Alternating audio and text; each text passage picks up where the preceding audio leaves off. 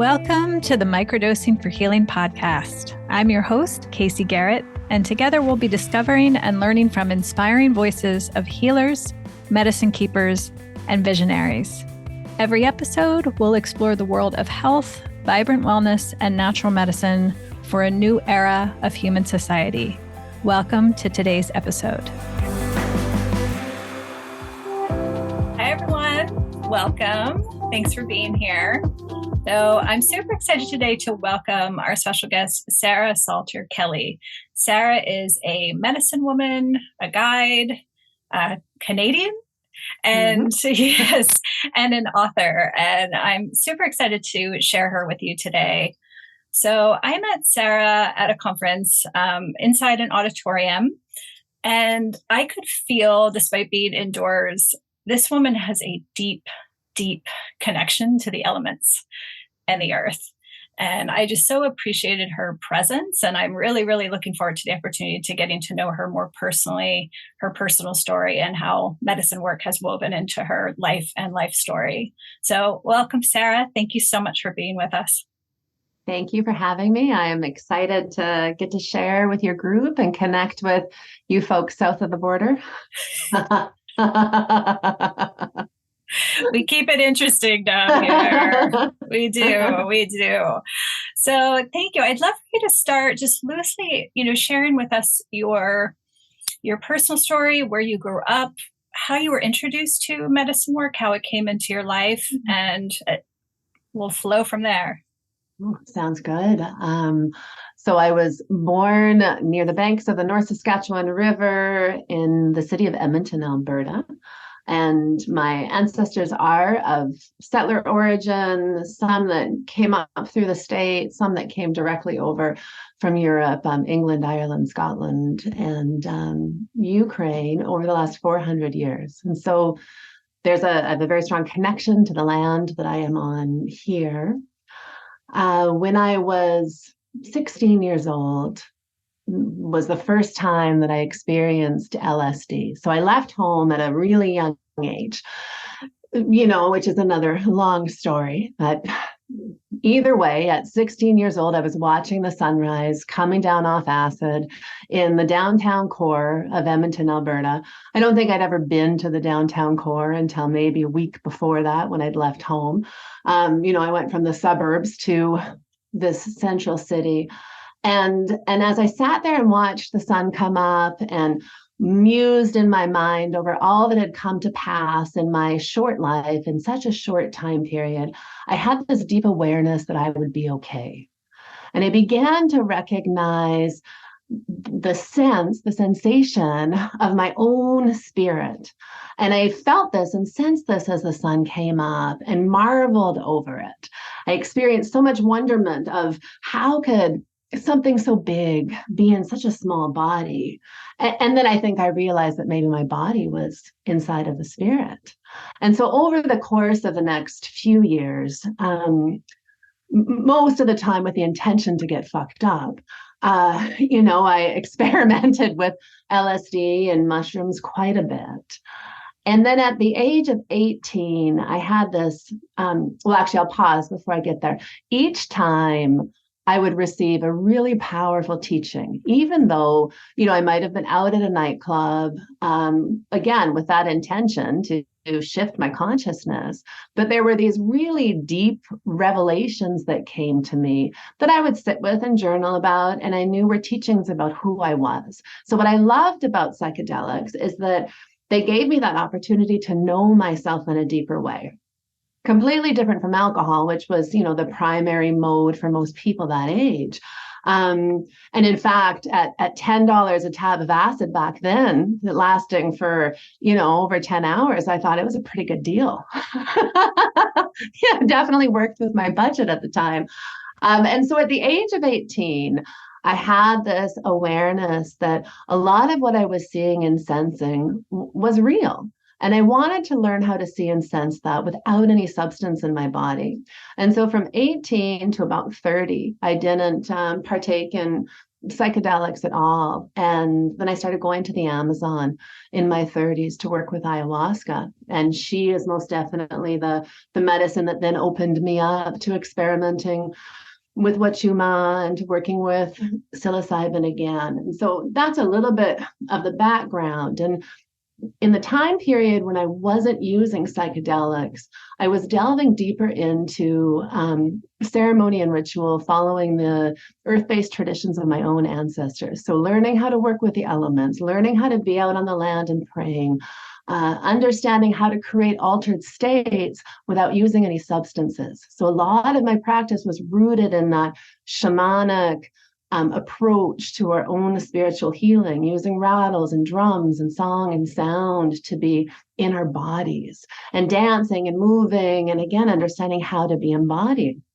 Now, when I was 20, as I speak of in my book, Trauma as Medicine, my mother was brutally raped and murdered in the parking garage of her work. And so a lot of what I would say I learned through my use of psychedelics in my earlier years had already given me a perhaps greater understanding of who we are in the grand scheme of things than many of us have at 20. And so throughout my 20s, as I sat with my grief and integrated and metabolized what I needed to, I feel like I was able to come to a deeper level of acceptance because of some of this awareness of the divine order of things, of our connection to source, of the recognition that we come down here to learn certain lessons. And it's like a great play that has, the different roles that people in our lives have, or that we might put on in order to enact the experiences that we need to evolve and grow. Now I'm lost in my You're perfect. You're perfect. Yeah. I mean, so many things, so many beautiful insights just in your intro. Right off the top of my head, recently I want to share. So I lost my father when I was 7. He committed suicide. And through my own medicine work, I've achieved more healing through my work with medicine than many, many, many years of therapy and other modalities, and trying to mentally understand his loss. And I've been able to connect with him and his spirit on such a deeper level. He is with me all the time in my journeys. I can communicate with him. And I've been really, really reluctant to share that publicly until recently. Some of my colleagues kind of called me out, and they're like, this is really important for you to share this aspect of your practice, and that this is possible. And when I sat with my reluctance, there's a sense of I was reluctant to set that expectation for people in this modern moment of psychedelics, because I think what you said was so important, that you laid the foundation with all of the other healing work you did, prepared you for that gift, exactly. of connection. And I think that's such a missing piece of the conversation. That was my reluctance, is I didn't want to think people could go straight to having a journey next weekend and meet their grandmother there. Right. No, right. No, that takes a lot of time. And it takes the awareness of our own resistance to it, right? Yes. Like it takes all of those things. When I think back to the few years that it took for me before I really felt my mom's spirit with me, it was working through any of my own beliefs or ideology that couldn't be present with that. And yet, because of my work with psychedelics in those formative years, I absolutely believe that I was already given the awareness that we have to check in with ourselves and use our senses and recognize whatever it is that's being stimulated or charged inside of us. And we are the ones who have to do the work. And so that's the other beautiful piece, is that I think sometimes with grief and trauma, we can get thrown so off course, and we don't live in a world that really supports that going inwards and checking in and listening to yourself, because it means you have to feel what's uncomfortable, right? And it means that you have to allow for the time and space that that takes. And we can be so fast paced that we just want things done like this, right? We want the fix, we want the answer, and then we want to go on with life. And it doesn't work that way. And nor do psychedelics make it happen that way. We still always have to do that work of integrating what we learn and understand so that we bring it home. Absolutely. Beautifully said. I'd love for you to share a little bit more about your approach and how you hold people in the space, kind of the container you hold and, Yeah. where you work and how you hold people. I'd love to do that. And so once upon a time, once upon a time um, in 2008, I worked quite a few times with a teacher named Nikki Scully. She's a really great shamanic teacher in Southern Oregon. And I had this vision when I was on Nikki's land. I was gifted a tool, and I was told to go and find the Rainbow Serpent Lodge. And so I spent all of this time, listening and tuning into, well, what is the Rainbow Serpent Lodge? And where do I find this? And throughout probably 10 years or so of investigating, I discovered that I am the Rainbow Serpent Lodge, and it's a lodge that I carry, and that is how I will integrate my medicine practice and group ceremony. And for a long time, I had thought that would be through ayahuasca because I love her so much. And I, really treasured the times that I spent going down to the Amazon, initially as on my own, and then eventually bringing groups. And the power that it could have for those who are ready in cultivating transformation. But something happened to me when I turned 40. The Amazon wasn't as safe as it had been in the past. This was 2015. There were pirates, literal pirates, and a group had been robbed at gunpoint and their passports taken the day before, going to the same place I was. And I thought, this doesn't really feel healing, Sarah. And they were having to shoot guns off at night during ceremony to keep the pirates away. Then I, also thought, well, that doesn't really feel very healing either. Particularly the fact that most of the people that I work with are working with trauma. And so that was, when I decided that I was done with the Amazon. And in coming back to Canada, I was busy raising teenagers for a couple of years. And so I was still sitting with, how am I developing this Rainbow Serpent Lodge if it's not ayahuasca? And then I came to see through my own listening that it was working with psilocybin, so with grandmother psilocybin. And I hold group ceremony. That is my preference. I'm not a one-on-one guide. I like the dynamic that a group ceremony cultivates. I think so much of our practice with medicine is learning to find our own still point, which means that it's really helpful when there's others around us so that we can learn to be conscious of our need to react or respond. Right? And really tune in to our own sense of presence. I use music. Songs will come to me. Most of them are made up in the moment. And then there's some that have become, standards that come each time. And so, different choruses have come. And I might use my drum, rattle, handpan, flute, that kind of stuff. So a lot of that is just really feeling into the energy in the group. If there's a lot of heavy energy, then there's different sounds that will come through me that will help to move that. And again, I don't know until it's happening. I use a lot of tobacco too to support with cleansing and releasing of heavy energy and to help in grounding us at the end, usually cleansing people with tobacco. So that's kind of a Coles Notes version of what might happen in the Rainbow Serpent Lodge. It's usually a small group of, let's say, 8 people, just depending. And I always have a couple of assistants so that if someone needs to be held or needs help finding a bathroom or any of that kind of stuff, like it's really important for me that the safety and the integrity of the space is maintained. And as you can imagine, I learned through the years, as all of us do.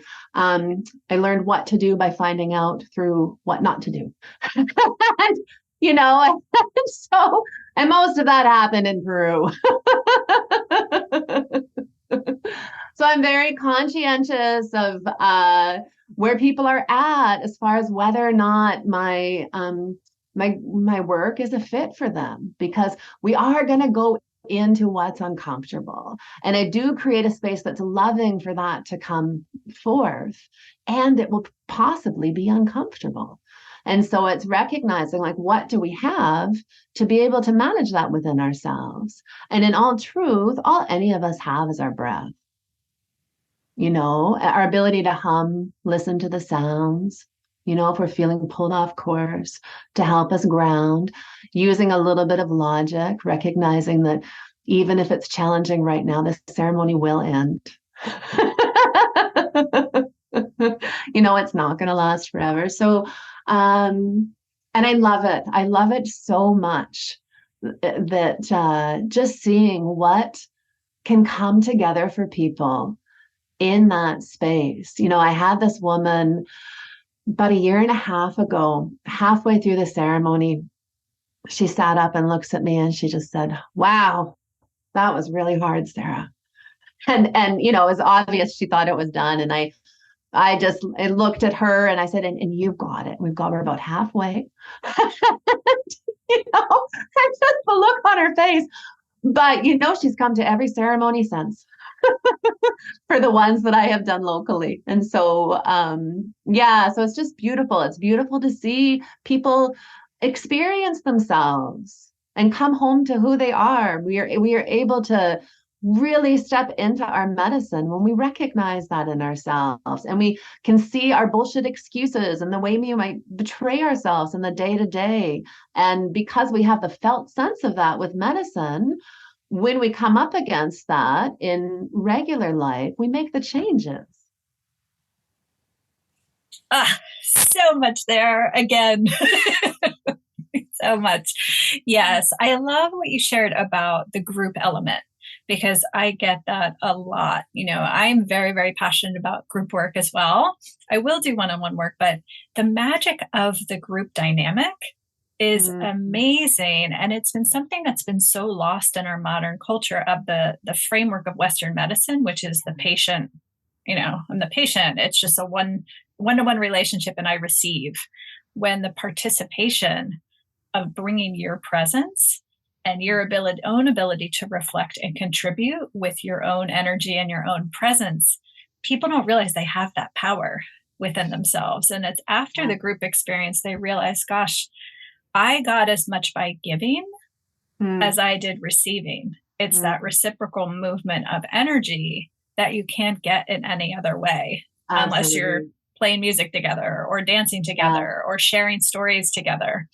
So and thank you. That integration, you're welcome. The integration of people's shares, I also find it so important, because you can have the people who are less inclined to be vulnerable. And yet, as they listen and witness somebody else's capacity to go there, it gives them what they need to find the courage to do that too. So there's so much to be gained in that witnessing of each other's healing. A lot of, the programs I've taught over the last 20 years have almost all been in circle.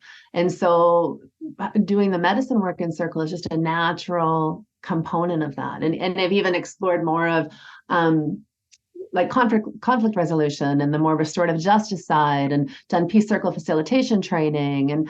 And really it comes down to the same thing. It's all energy, right?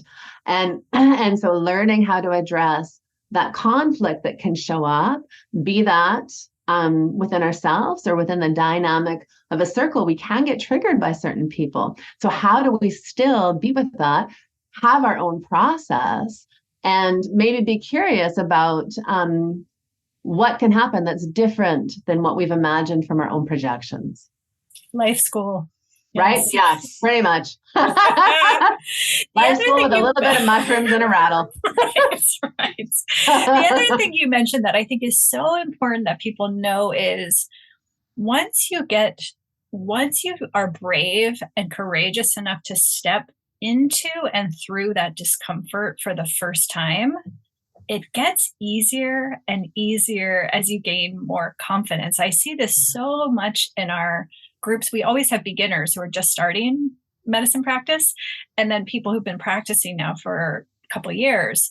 And you can see it's a spiral, right? Like we never stop growing and learning and experiencing challenges, but you see the confidence and power and how people after years of practice are able to move more fluently and courageously through the discomfort because they've been there before. They know that if I move through it, the gifts lie on the other side of that, which you don't know the first time doing it. So I thought that was really powerful that, we all go through those sitting up halfway through an experience and go, are we done yet? Oh, yeah. Oh, yeah. Right. Oh, yeah. I mean, so it adds to having people in the group who have some level of experience is definitely helpful too, as you're saying, for those who are new. And I mean, we need each other. That's the other thing that I think is so important. I can have this really strong independent streak within myself, and I'm conscious of that, and I've done a lot of work in moving away from this I'll do it all myself ideology and into how can I integrate a we and community and colleagues, because we need each other, right? It's not the time of the lone wolf. Like we need all of us and as many as possible. And so the great thing about that group work is that we do meet and address our fears of being seen and work through that and recognize that there are spaces where we can be held. Beautiful. Yeah. I'd love for you to speak to, and thank you. I'm so grateful for the opportunity to speak to you about this. So many people are feeling called from other professions into healing professions. So many people in healing professions are being called to incorporate medicines into their work. And so because we're steeped in the traditional academic system, we think there's a degree or credential or a weekend workshop we can go get, and then we'll be equipped to do the thing. And as you know, once you're in the space, guiding and holding space, it's really not the knowing all the things that enable you to have the presence and ability to hold space. It's really in the doing, not the knowing.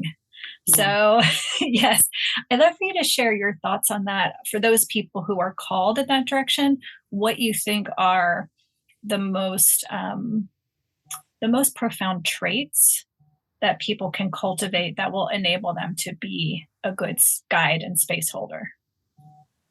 I think one of the first things coming to me is a capacity to open up your heart and be present with who you are. Right. So there's very much a need to be able to trust in the moment, trust in what's happening in the moment, to recognize the medicine is alive and you're working with a consciousness as you are alive. And so if you're sitting there as a space holder and you're concerned about checking off all of these boxes to make sure that you have done the right thing, you're in your head. And so that's a problem. Although there are certain things in ceremony that are important. We need to have an opening, we need to have a middle, and we need to have an end, and those have to be clear, right? And the people who are there need to know that too, so that they can know when they're done, even though they might sit up in the middle. And so we need to have those things, and that is really important, and to support people in feeling safe to go into their heart space. And so definitely there can be all of these ideas of what qualities are necessary. And even as I was saying to you before we started recording, with all of this certificates to be a psychedelic therapist coming forward now, I've had moments of going, oh, do I have to go and be a psychedelic therapist now? Like, I'm pretty sure I'm already doing this, and so it's very interesting in that way. So I would say it's not something that can be taught. By rote. It's something that you need to experience, I feel, and assist with and apprentice with in person, so that you're having a sense of what you have to hold in your own body, because it's actually what you are doing in your own body that helps to set the foundation for for the energy to come through that helps people to be grounded and open to whatever's happening for them. If you are heightened in your own nervous system and not capable of being present, then there's going to be problems. And so that sense of presence, so your own meditation practice, your own spiritual practice that helps you to be centered, where you know who you are and can trust that, is actually of the utmost importance. And so because there's such diverse understanding of what we're sensing in spirit. And I used to come up against this as a Reiki master teacher for years. I would teach clinics where my Reiki 1 students would be practicing on volunteers. And then we'd have a conversation about it afterwards. And maybe 2 people would work on one volunteer, and the conversation would be, okay, well, what did you see? And what did you see? And maybe what did the client sense? And everybody would sense different things. And I would bring that up on purpose so that the practitioners would recognize that what they sensed, for the most part, wasn't as relevant as whatever was happening for the client. And that their job was to hold space and channel energy to support their process without putting their projections of, well, I saw your grandfather, well, I saw your auntie, well, I saw a wolf, well, I saw, like let's cut through all the shit of who saw what. It doesn't fucking matter, right? It doesn't matter. How does that person feel? Do they feel connected? Are they in their bodies? And so again, it comes back to your job as a facilitator is to be in your body. If you know that you're not in your body and you have your own issues to address that are keeping you from being present, then that is your responsibility to make sure that you take care of that. And so I have a hard time making a list of these particular traits will make a good facilitator. And yet I actually have a list of people who want me to put together a program right now and I've kind of hummed and hawed on it. And because so much of it needs to be like, you have a unique spirit that you'll bring to your groups. Every single person has a unique spirit. How I hold ceremony is going to be different from how everybody else holds ceremony. Each person has to find their own way. How is spirit speaking to you? And what happens that makes your heart sing so loud that you know that you are channeling this divine light that can help others to go into that space? And so that's what's important, is that each facilitator finds their own medicine and allows for that playfulness to come forth in the ceremony as a way of gifting that to the group. Absolutely. That's a good segue into my next question, which is around trauma. So I've seen again and again and again, you can really only hold people as a healing artist as deeply and steadily as to the depth that you have worked within yourself. Mm-hmm. Right? It's not an intellectual exercise, right? You can read about trauma, but can you sit with it? It's a whole different thing. And one of the best talks I have heard is, I was listening to a talk with Nadine Harris, who is a pediatrician and the the Surgeon General of the state of California for a while, who worked a lot with childhood trauma and early childhood adverse conditioning. Someone had asked her in a talk, how do you work with trauma? Like, if you want to help and heal trauma, how do you do it? And she said, it's as simple as being able to sit with someone's story and not look away. Mm-hmm. And it was so simple, but it was so powerful. And especially in medicine work, I find it really, really relevant. That it's not your PhD. It's not all the courses and training you've done. Is, can you sit and hold space and present and be completely there with someone who's suicidal, with someone who has experienced a great, deep loss, whose heart is broken.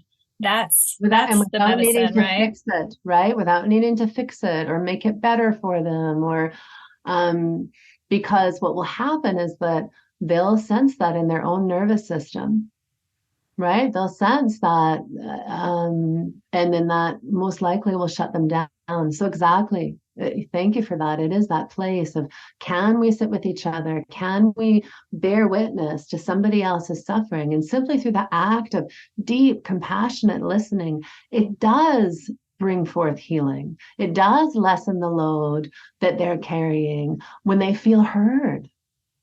There's such a difference when you feel heard. And I know for a long time, for myself, I recognized that there weren't very many places I could talk about homicide. There weren't very many people I could talk about murder with and actually feel um, like they could go there. There was very few, and that was some of my reasoning for wanting to write my book for so many years, that so that I could help people that might have something to that level of trauma, as well as it's helpful for people who might have something lesser, or of a lesser degree. Um, uh, I hate measuring trauma. So just as a sidebar, not to compare, but sometimes we might have something less shocking than homicide. Right. But we can address all of them the same way, because what happens is we end up holding that in our body, and it impacts our capacity to really open our hearts and be present, right? And so no matter what, when somebody is witnessing us and we start to feel heard, we can then hear ourselves. And then we can see ourselves, and we can cry, or we can recognize what we need to let go of or what we need to address. And it can come to the surface in a way where it's open and loving and welcomed, rather than in a space where we might feel judged or pigeonholed or stereotyped or compartmentalized. And so that's a really important part of space holding as an energy healer and as a ceremonialist. And how do we cultivate that? And if we haven't done our own work as a practice, because I don't think we ever arrive where we're complete with doing our work, but when we're in that space of addressing our own issues, that is, as you said, as far as we'll be able to take somebody else. Because we can only lead somebody as far as we have gone. And that'll be evident for whoever it is that is seeking the support. I'm sure you came up against that in your own journey of healing in regards to your dad, where you'd go to speak to someone and you could just tell they weren't the ones. And then you try again and you try again, and it's like, God damn it, isn't it? But you feel it in your body. It's like, ugh, hallelujah for medicine. Yes, exactly. Exactly. Your book, I'd love for you to talk about your book a bit. First of all, congratulations. It, Thank you. yes, I It's think so many people exciting. have the dream of writing a book. And then on the other side of writing a book, you're like, yeah, that was a lot. It's a lot of, That was a lot. of I'm work. like, I did that. Okay. So congratulations, first of all. And I've, been seeing the reviews coming in and testimony, and just it's been so beautifully received. So congratulations. And that's got to feel Yeah. so, so nice and great. Yeah, I would love for you to share about the book. Yeah, Yeah. You know what I'm thinking? Why don't I do a little reading from please. um, just from the introduction, then I'll speak to a little bit. Um, I'm still high from the recent review that I received from, I'm name dropping, Marianne Williamson. Oh my God. Like Do it. Do it. like, oh my God, Marianne Williamson read my book and has offered a review and interviewed me. So it was all of this. This is what I mean by it's a year of literally things are happening so fast. Yeah. Yeah, Yeah. yeah. And so, all right, as you folks have already surmised, I often start off a story with once upon a time. So once upon a time, long, long ago, so long ago, in fact, that even the oldest of our grandmothers and grandfathers cannot remember, there existed a time and a community that honored and celebrated our deepest wounds as the passage of our soul's evolution. They knew that the initiation into higher learning came from fully embodying the energy of pain until it transformed into something inconceivable, something beyond the scope of the mind and into the wisdom of the soul. This was a process of allowing the poison of what had come to pass to rise up within. to care for this energy with wild dancing, music, crying, wailing, and other embodiment until it emerged as medicine. It seems to me that these folks were in the long ago, but perhaps what I am imagining are the whispers of the ancestors yet to come.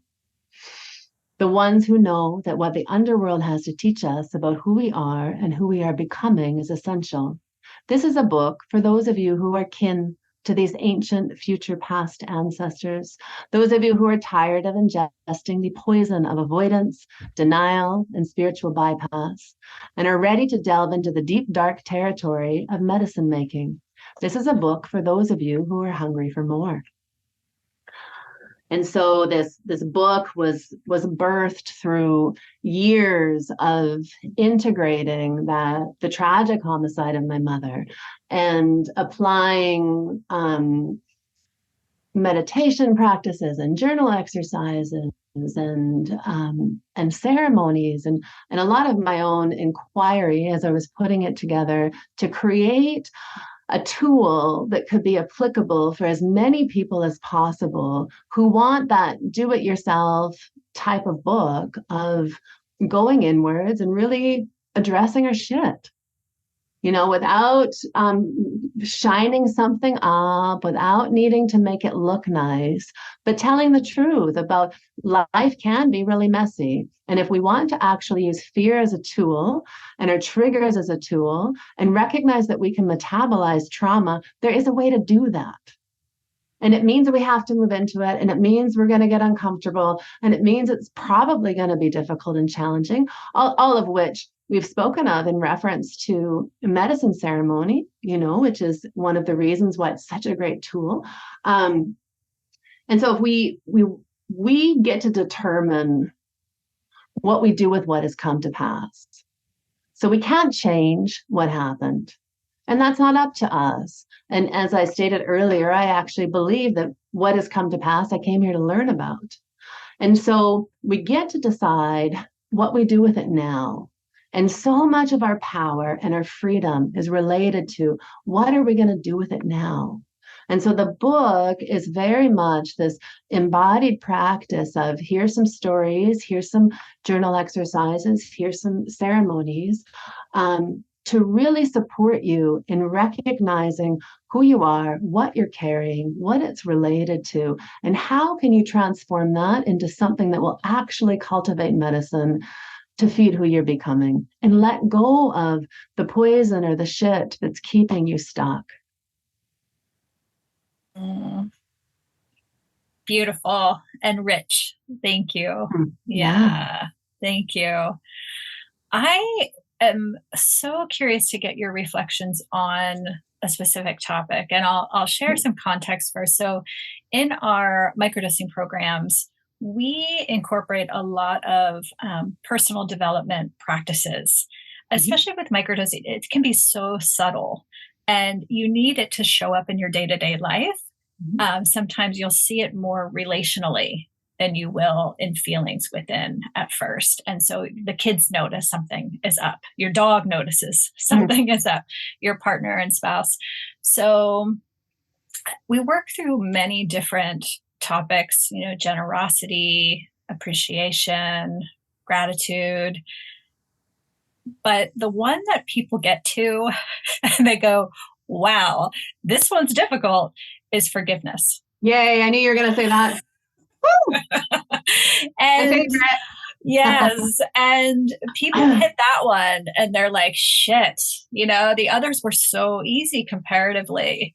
And now I'm stuck and I'm like, just really, this is when you have to cycle around. It's Jedi level mastery stuff. And medicine work will support that. And, people, that I work with come to they're like, well, how do you get there? When you hear someone's story and of deep, tragic loss like yours, and people look at you and like, how do you find forgiveness in that? How does medicine work and healing work help you get to that point? And for me, a big part of it is that medicine work allows for such an expansion of your perspective of who you are and what life is, that this happening and this story in the grand scheme of lifetimes and consciousness is one part that gets woven into the fabric of it all. And it just, yeah. So I would love for you to hear your perspective on the topic of forgiveness, in your clients, in your work, and also in your own experience. I think we don't set the bar high enough. Good answer. I think that we're so politically correct around forgiveness, that we kind of whitewash it. We don't set the bar high enough. And yet the truth is that any grievance that we are holding is impeding our ability to live as a light being. Anything that we're holding, we are holding it. The person you're hating isn't holding it, or maybe they are, but you can't control that. But you can control what you're holding. And so I feel like if we are to cultivate the changes that we want to see on our planet, we have to set the bar higher, right? And that means we have to get over our own shit and stop taking everything so personally. And so how did I end up sitting at the kitchen table of the sister of the person who killed my mother and having a cup of tea and looking at a family photo album? Was through a great desire to go deeper into what do I need to know about this perpetrator. Who else was this person other than a murderer? How did that come to pass? Somebody doesn't just wake up one day and decide that they're going to hide in the back of a parkade with a knife. There's a whole bunch of other things that are in place beforehand. And so on our journey to cultivate understanding, that is a big part of the path of forgiveness. Forgiveness is, I think, a daily practice. However, we do come to a place where, like, I haven't had to consider or do the work again around my mother's perpetrator for a long time, a really long time. And so for those of you who are listening, he was found guilty of murder one in April of 97, and then he suicided in prison after being found guilty. He was also First Nations, Native Canadian. And so he was subject to the legacy of residential schools and generational trauma that came through his people and his nation. So I could also say colonization killed my mother, right? That deep understanding that we are not separate from each other. So each of us have to be a part of the solution. So in my own path, that meant understanding as much as I could in order to offer up healing and support for those that I was able to guide. And this wasn't an overnight thing. I didn't even start considering forgiveness until about 10 years after she died. And there's more about that in my book for those who want a longer story. But for each of us in our day-to-day practice, I think it's important to put forgiveness on the table. And if initially it's really hard for you to look at it, put it on the edge of your periphery so that at least you know that it's there and you start to form a relationship with it. Because that's the key. How do you form a relationship with forgiveness? And what can that be? And what does forgiveness mean to you? Right? So it's bringing that inquiry forward and then being willing to do the work around it. Thank you so much. Beautifully said.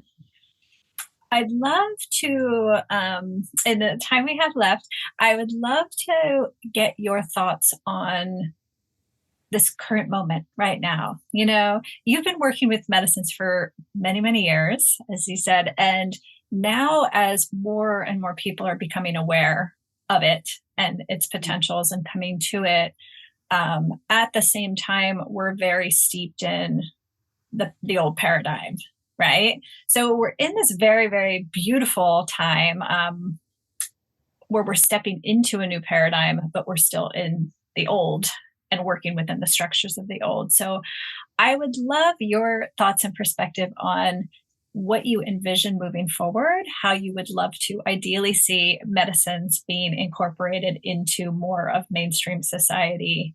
And how can just everyday people who are, stepping into this work and want to support this work in a way that's reverential to the planet and to the natural world? That's a lot of questions to answer at once. We've got time. We've got time. I think that first off is I believe in when I just thinking the best way to say it, when I sit with the consciousness of all of the different plant medicines that have become, popular and known in these last even 5 years, it's crazy. It's just, and so I can't help but believe that it is the consciousness of these plant medicines that maybe has a little bit more of a say in what's happening than us humans who think that we're so in control of everything. Absolutely. And particularly once upon a time, back when I was going to the Amazon, initially I thought, well, that the only way to drink ayahuasca was in going down to the Amazon. Well, the pirates sure made me change my mind about that. And the truth of the matter is that, yes, we need to honor where each plant comes from and honor the elders and the teachers that have stewarded the wisdom and the knowledge that is rooted in what it is that we are drinking and sharing and communing with.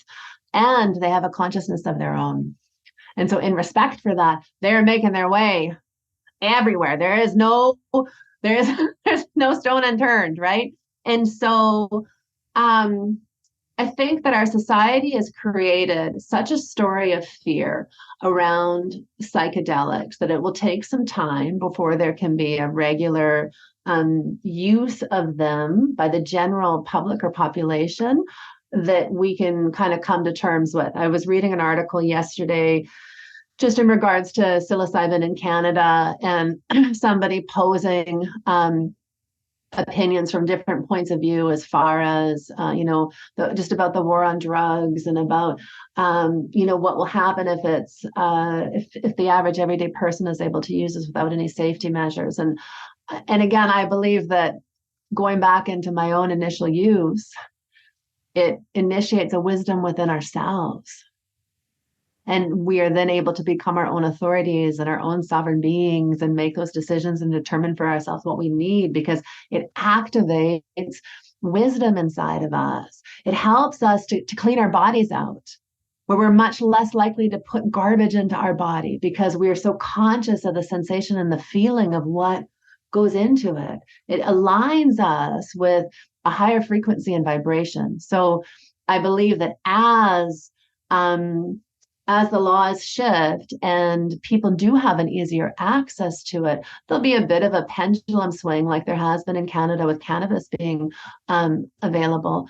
However, I think that there's a possibility for a real deep awakening and a common, for the average everyday guy, right? Where the unvaxxers and the vaxxers can get together and hug each other. Where there can be this opportunity to see and witness each other beyond our own ideology and righteousness, which is what happens with use of medicine. And so I have found it fascinating that these substances have been illegal when they're actually things that help us to come into a place of balance and healing. The irony. And so it's a really interesting time. And certainly, there's going to be, restrictions coming through corporate and pharmaceutical companies and all of that. And I've already seen a whole bunch of that to regulate, to measure, to quantify, to ensure people are doing it the right way. And there's a lot of ceremonialists who feel like that is going to kill some of the spirit of the medicine. And I actually think that the spirit of the medicine cannot be killed. That as much as one might try to stabilize and fix it in a certain way, that again, the spirit is wiser than we humans are, and that it will find its way. Beautiful. We're not as powerful as we think. Yeah. Right. Like that it has its wisdom and we can trust in that. And for some, as you said in the beginning, like many people are interested in trying microdosing, and a group ceremony might not feel like a fit for them. And yet, in time, as they play with the medicine and form their own relationship with it, then they're more likely to be interested in that. And so there's all sorts of ways in which it can support people where they're at. And somebody who has gone through deep trauma or is in an acute stage of trauma, they're not going to be a fit for a group ceremony anyhow. Chances are one-on-one work is going to be more of a fit for them, because they'll really need to learn how to neutralize their own nervous system without a whole bunch of external stimulation. And so, it's also always gauging what is the individual and how the medicine will help support them. Thank you. Yeah. So the last question I have for you is around the youngest generation. I know you have kids, and we have young people, 20 somethings, and increasingly parents who are coming into our programs who they want to experience medicine practice for themselves, but right from the start, they also open up and share, my teenager is really struggling. And in part, I want to do this because I want to understand if this is something that can help my kids too. I think we all recognize, I hope, that kids, this youngest generation, are stepping into a world that's very, very, very different than adults, we're stepping into coming of age. So I get asked a lot, like, is medicine practice, how early can people start? Can children incorporate, teenagers incorporate medicine practice? I just wanted to get your thoughts and reflections on that. Yeah, that is a good question. What I can speak to with my own children, and then a little bit from some experience more with friends and colleagues, because it's still something that's pretty quiet. Yes. Right? Not a lot of conversation about that. My children were not interested in psychedelics, as verbal and articulate and clear and transparent as I was from the time they were little. Like, as soon as I think they came home with a what's it called in Canada, the DARE program. It's like the drug program. I'm like, okay, so just to let you know, there's actually plants that are considered drugs, and your mom takes people really far away to work with those. You what? They're drugs? Well, they are a plant, and so I had, very transparent conversations with my kids at a young age. And, I've asked them many times if they're interested in psilocybin, and they're not. They're 22 for my twins. So just no interest right now. My son, on the other hand, he's 17. He's interested. He's not quite ready yet, but he's interested. And I trust my son. I know that.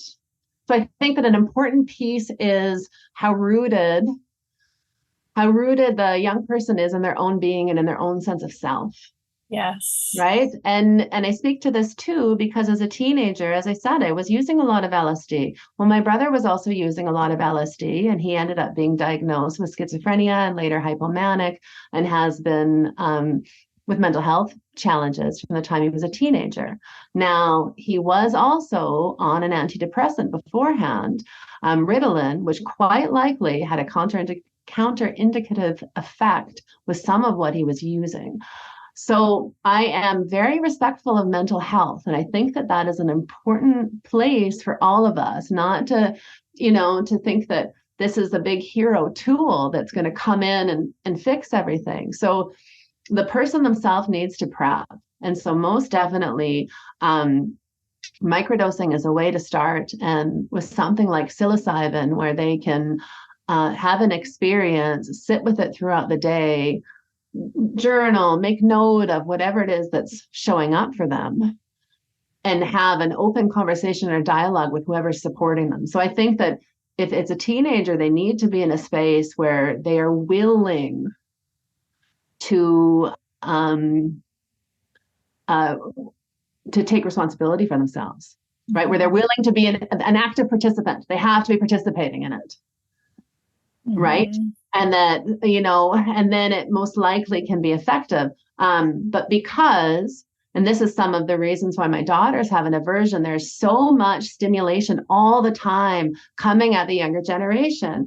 And we know that medicine will enhance that stimulation. And so that is why right now they don't feel like it's a fit for them with everything that they're, I brought my kids up in on a farm in a very rural area where they could be outside and breathe fresh air all the time. And now we all live in a city. And so, it's managing and mitigating all of what you're having to take in as sensory information plus your devices. So, I'm not an expert. What I would say is it's going to be different in each cases, and and the teenager really needs to be willing to show up. Yes, beautifully said.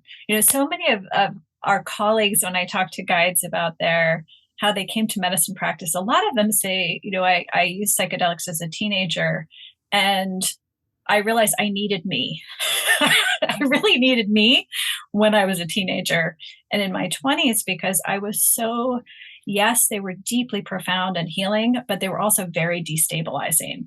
Yeah. And I really wasn't enough in myself, as you said, to really be ready for those insights. Yes. So that's beautifully said. Yeah. Sorry, go ahead. Oh, I was just going to say, I'm an anomaly in that I had a long foundation in healing arts practice and didn't work with medicines until my 40s. Mm-hmm. So I look back and go, how would that have been at 15? Mm-hmm. Probably not so good. Probably not the same, right? Yeah. So I do think there's something to be said for, in ancient practice, in ancient Greek times, it was adult. It's something you work toward. Yeah. It was a once in a lifetime thing you work toward into adulthood. Yes. For a reason. Think, like it is a vision quest. So if you're doing a bigger dose, the whole intention is that you go into the underworld and you see your various aspects of yourself, from the light to the dark, your own personal demons, your own beliefs and ideology. And if you do not have the capacity within yourself to be rooted and witness without getting pulled into the emotional, the trauma, the mentally destabilizing aspects, then I believe that can throw you off course and can cause permanent destabilizing, which I do feel was a big part of my brother's journey. And so there's no mm-hmm. rush. There's no rush. So if a teenager is lost and it's a potential fit in the future, doing a lot of work around it and talking to a therapist and integrating what is necessary in order to achieve the outcome you want. Thank you. I so appreciate that. And this is exactly the conversation.